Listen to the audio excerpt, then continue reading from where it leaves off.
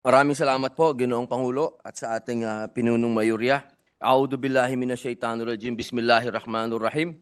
Ang sabi po sa Mateo 22:37-39, Thou shalt love the Lord thy God with all thy heart, and with all thy soul, and with all thy mind. This is the first great commandment. And the second is like unto it, Thou shalt love thy neighbor as thyself.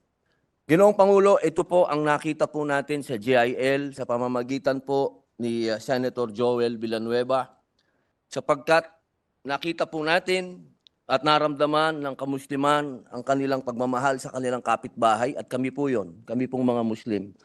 Sa kanila pong pagtulong sa amin at pagtayo dito sa plenaryo upang suportahan po ang pagkakaroon ng equal na libingan sa Pilipinas.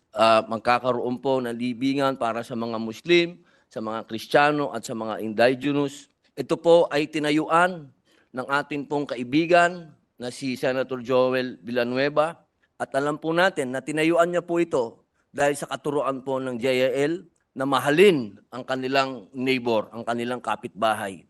Ito pong pananampalataya ng JIL ay nakikita po natin ang tunay na pagmamahal sa kapwa, pagmamahal sa Diyos. Kaya ako po ay kabilang sa resolution na ito, congratulating and commending the Jesus is Lord Church Worldwide sa kanila pong ika-4 at 6 na taon na anibersaryo. Maraming salamat po.